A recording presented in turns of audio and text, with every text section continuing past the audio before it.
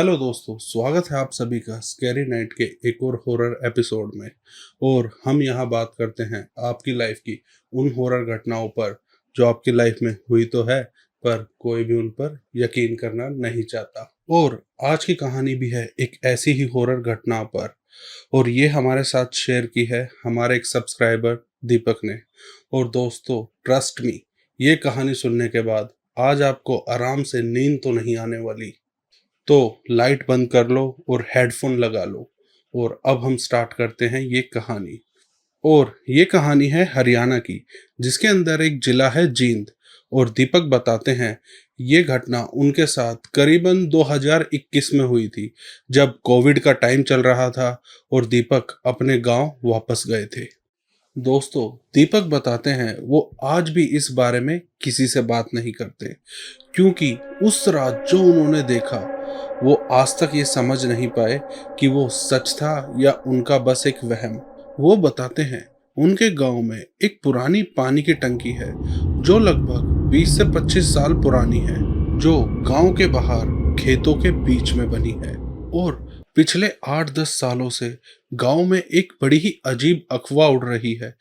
गांव वाले बताते हैं जब भी वो रात को उस पानी की टंकी के पास से गुजरते हैं तो उन्हें ऐसा लगता है जैसे रात को कोई उस पानी की टंकी पर खड़ा है, जिसके कारण गांव वालों ने वहां अब जाना ही बंद कर दिया है और गांव के अंदर एक नई पानी की टंकी बनवा दी है। और गांव वाले साथ के साथ ये भी बोलने लगे कि रात होते ही गलती से भी कोई भी उस पानी की टंकी के पास ना जाए, क्योंकि वहां कोई ओपरी हवा है। और दोस्तों, हरियाणा में ओपरी हवा का मतलब होता है कोई भूत प्रेत या कोई काला साया, कोई ऐसी चीज। और दीपक बताते हैं वो शहर में ही पले बड़े हैं, गांव बस अपने दादा दादी के पास कभी कभार ही जाते थे। पर जब दिल्ली में ये कोविड फैला तो उसके घर वाले उसे लेकर अपने गांव आ गए। और गांव जाकर जब उसने ये अफवाहें सुनी तो उसे तो बिल्कुल भी यकीन नहीं हुआ, क्योंकि उसने ये बातें कभी शहर में ना ही सुनी थी ना कभी महसूस की थी। इसलिए वो इन बातों को इग्नोर करने लगा। फिर कुछ दिन बीत गए और गांव में दीपक को फिर एक लड़का मिला, सोनू, जो बिल्कुल दीपक जैसा था, जो इन बातों पर बिल्कुल भी यकीन नहीं करता था। और उसका और दीपक का बॉन्ड काफी अच्छा बनने लगा। और उसके साथ दीपक शाम होते ही खेतों में घूमने चला जाता था, और वो उससे ये बातें किया करता था कि यार, ये पानी की टंकी जो है, इस पे क्या है ऐसा जिसकी वजह से गांव वाले इतना डरते हैं। सोनू दीपक की ये बात सुनकर हंसता है और बोलता है, यार मुझे तो ये पता नहीं, पर गांव में काफी सालों से ये अफवाह है कि पानी की टंकी पर कोई तो है, जिसकी वजह से गांव वाले ना ही कभी खुद जाते हैं और ना ही कभी मुझे जाने दिया। दीपक ये सुनता है और सोच में पड़ जाता है। पर सच कहूं दोस्तों, दीपक को ये बिल्कुल भी आइडिया नहीं था कि उसकी ये जिज्ञासा ही उसे एक ऐसी जगह ले जाएगी जहां जाने के बाद वो पूरी उम्र बस पछताएगा। दीपक बताते हैं एक शाम वो सोनू के साथ घूम रहे थे, और घूमते घूमते वो उस पानी की टंकी के पास पहुंच गए। और उसे देखने के बाद दीपक के मन में एक खुराफात जागी। उसने सोनू को बोला, क्यों ना आज हम दोनों इस पानी की टंकी के ऊपर जाएं और गांव वालों को ये दिखाएं कि देखो, पानी की टंकी पे कोई नहीं रहता, आप लोगों ने बस खामखा ही ये गांव में डर फैलाया हुआ है। सोनू ये बात सुनता है और थोड़ी देर सोचता है, पर उसके दिमाग में भी यही ख्याल आता है कि हाँ, क्यों ना मैं एक बार पानी की टंकी के ऊपर जाऊं और देखूं और गांव वालों को ये दिखाऊं कि देखो, पानी की टंकी पे कुछ भी नहीं है, आप लोग खामखा डरते हो। पर दोस्तों, उन्हें ये नहीं पता था कि जिस जोश के साथ वो पानी की टंकी पर जा रहे थे, वो जोश आगे जाकर उनका सबसे बड़ा डर बनने वाला था। और वो बताते हैं उस वक्त करीबन रात के 10 बजे थे। अक्टूबर का महीना था और दूर दूर तक कोई भी नहीं था, क्योंकि गांव में लगभग 10 बजे के आसपास पूरा गांव ही सो चुका होता है। और टंकी के आसपास घना अंधेरा और दूर दूर तक बस सन्नाटा नजर आ रहा था। फिर वो दोनों टॉर्च जलाकर टंकी के ऊपर चढ़ना शुरू करते हैं, और वो टंकी के एकदम टॉप पर पहुंच जाते हैं। जैसे ही वो टंकी के टॉप पर पहुंचते हैं, वो देखते हैं दूर दूर तक बस गहरा अंधेरा और कुत्ते की रोने की आवाजें आ रही थी। और वो पुरानी टंकी अंधेरे में और भी ज्यादा डरावनी लग रही थी। वो देखकर सोनू दीपक से बोलता है, भाई एक बात बोलूं? दीपक बोलता है, हाँ भाई बोल। यार ये टंकी देखने में डरावनी तो लग रही है, यहाँ थोड़ा सा तो डर लग रहा है। फिर दीपक सोनू को बोलता है, क्यों भाई तू डर गया क्या? वो बोलता है, नहीं भाई मैं डरा नहीं हूँ, बस इतनी तेज हवा चल रही है और आसपास एकदम बस घना अंधेरा है, शायद इसलिए गांव वालों को यहाँ आने में डर लगता हो। पर वो ये एक घबराहट वाली मुस्कुराहट के साथ बोल रहा था, क्योंकि उसे भी अंदर से डर तो लग रहा था, पर वो दीपक के आगे ये बोल नहीं पा रहा था। फिर वो दोनों टंकी के ऊपर बैठ जाते हैं और अपना मोबाइल निकालकर वीडियो बनाने लगते हैं। लगभग आधा घंटा बीत गया था, पर उन्हें कुछ भी अजीब महसूस नहीं हुआ था। फिर थोड़ी देर बाद सोनू बोलता है, चल यार हम चलते हैं, गांव वाले तो फालतू में ड्रामा करते हैं, यहाँ तो कुछ भी नहीं है और हमने वीडियो बना भी ली है। पर जैसे ही उन्होंने ये बोला, एकदम से टंकी की सीढ़ियों पर किसी के ऊपर आने की आवाज आने लगी, जैसे कोई टंकी की सीढ़ियों पर चढ़ना शुरू कर रहा है।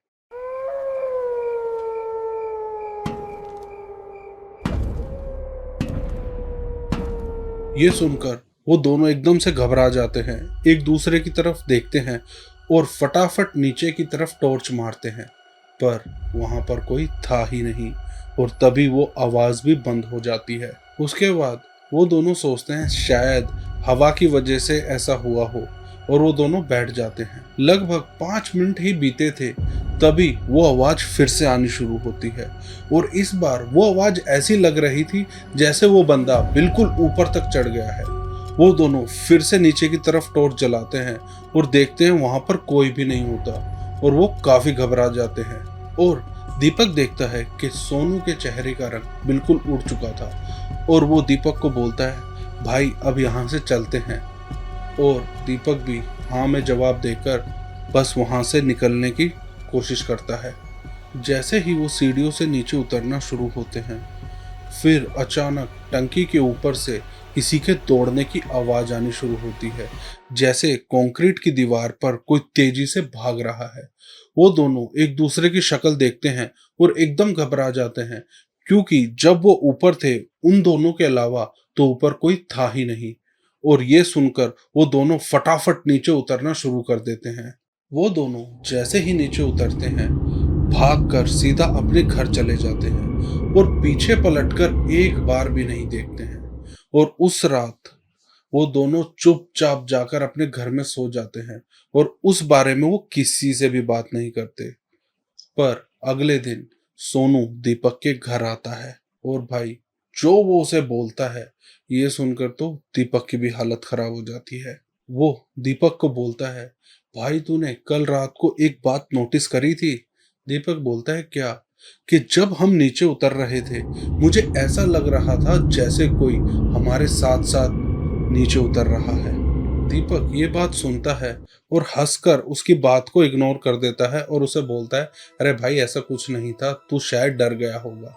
पर दीपक हमें बताते हैं उस रात उन्होंने भी ये महसूस किया था कि उन दोनों के साथ कोई नीचे उतर रहा था।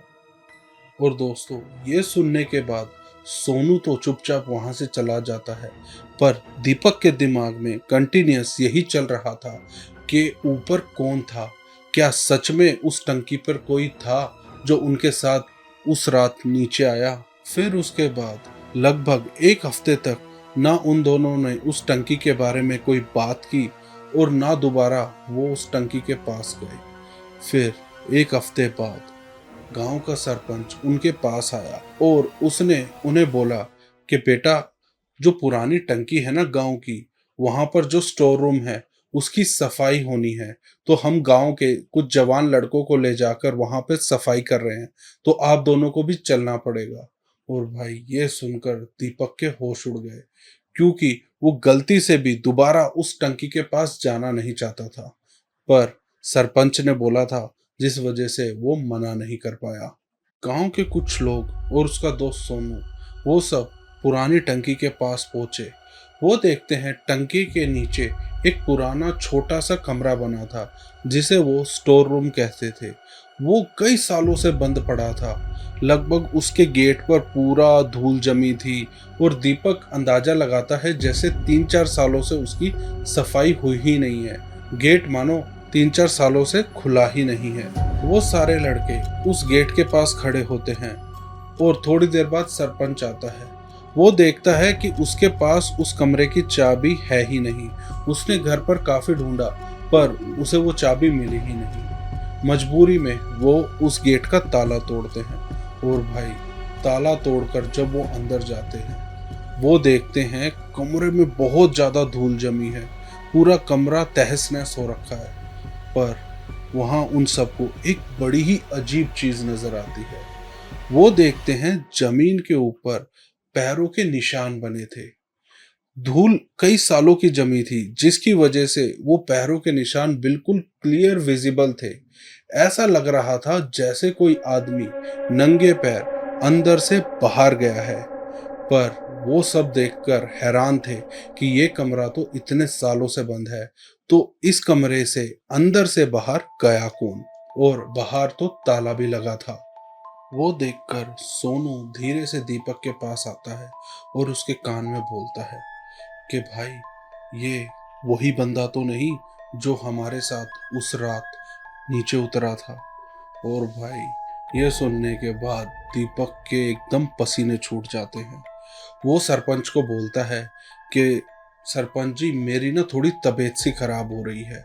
और दीपक और सोनू दोनों किसी तरीके से बहाना बनाकर अपने घर आ जाते हैं और डर के मारे लिटरली उन दोनों को बुखार चढ़ चुका था और वो दवाई खाकर सो जाते हैं। पर दोस्तों उन्हें क्या पता था टंकी से वापस आकर उनकी कहानी वहां खत्म नहीं होती। उस रात से तो कहानी शुरू हुई थी। उस रात जब वो दोनों अपने अपने घर में सो रहे थे, करीबन रात के 1 बजे थे और दीपक का फोन बजना शुरू होता है। वो देखता है रात के 1 बजे सोनू की उसे कॉल आ रही थी।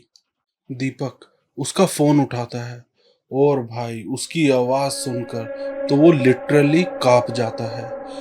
सोनू उसे कांपती हुई आवाज में बोल रहा था, भाई तू बस किसी भी तरीके से क्या मेरे घर आ सकता है, बहुत ही ज्यादा अर्जेंट है। और जैसे ही दीपक ये सुनता है वो एकदम घबरा जाता है और वो सोनू से पूछता है क्या हुआ। पर वो बस एक ही बात रिपीट किए जा रहा था, भाई बस तू किसी भी तरीके से मेरे घर आ जा, मुझे तेरी जरूरत है। ये सुनकर दीपक हिम्मत कर कर फटाफट सोनू के घर जाता है। वो उसके घर जाता है और उससे पूछता है कि भाई क्या हुआ।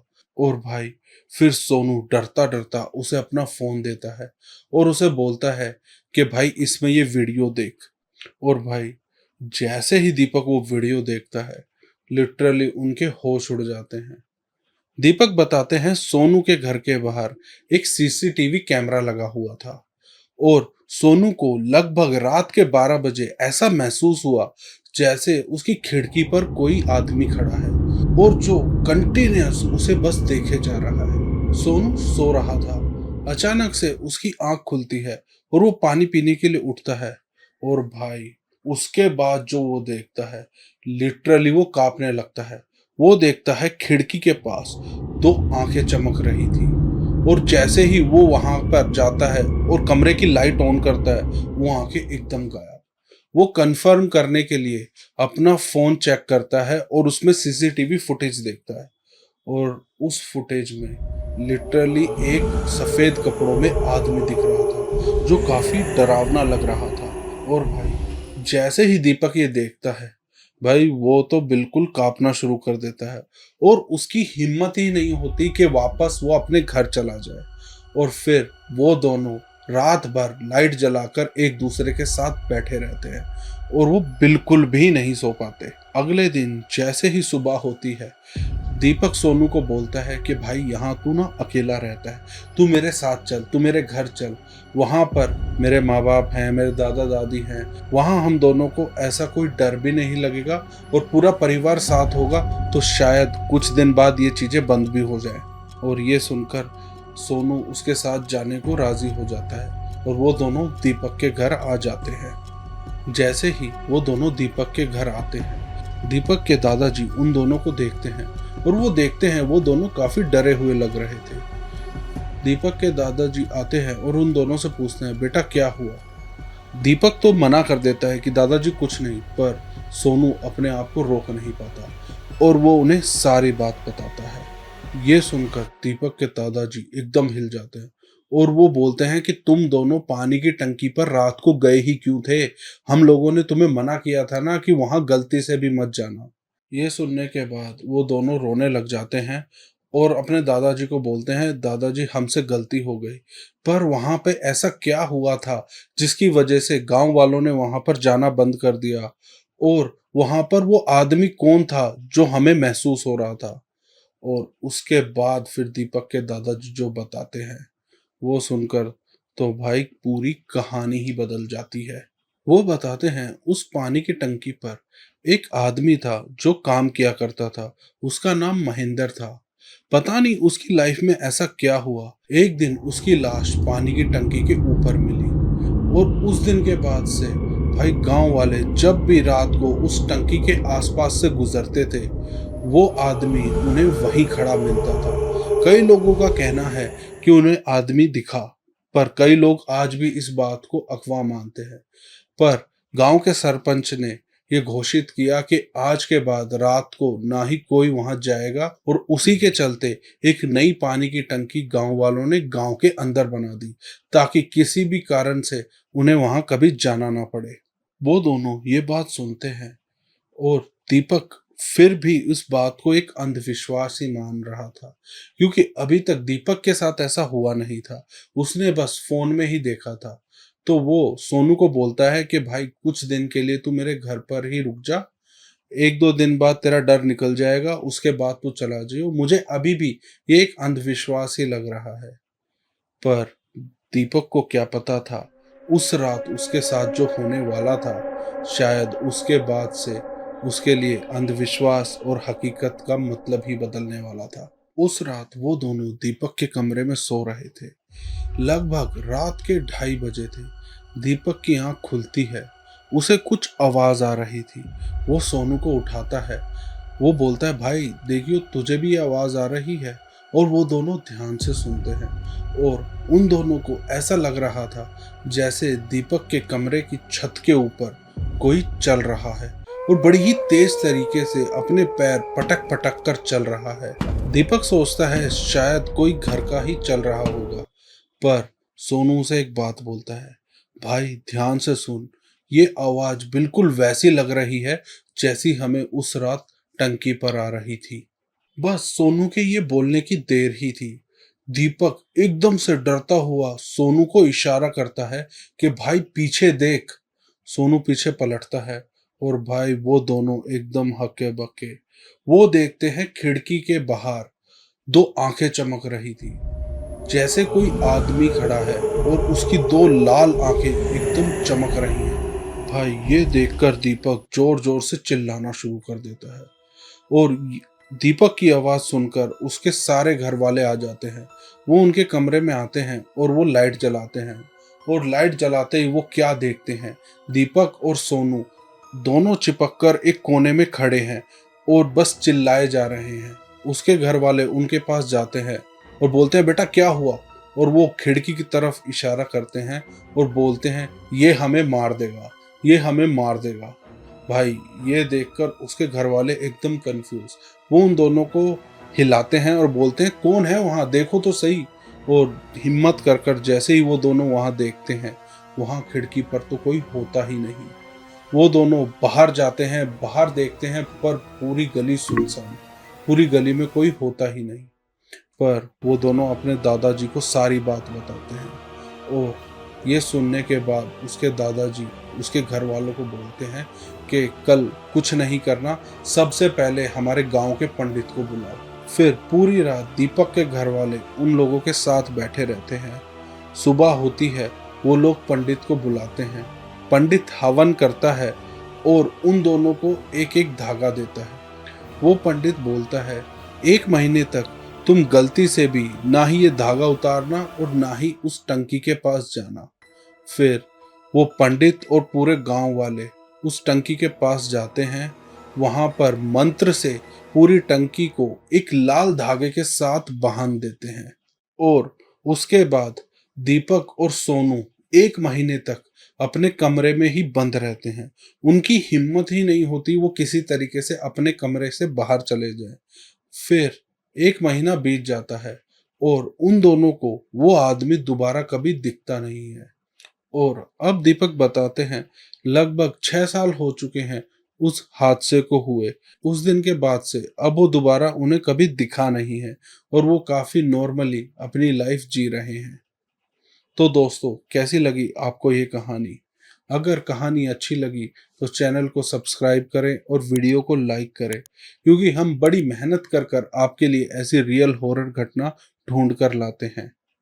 और आपके पास भी अगर कोई ऐसी ही रियल हॉरर घटना हो तो आप हमें शेयर कर सकते हैं। यहाँ नीचे मेरी इंस्टाग्राम आईडी आ रही होगी, आप इसे फॉलो करें और मुझे अपनी स्टोरी डीएम करें। मैं आपकी कहानी ज़रूर सुनूंगा।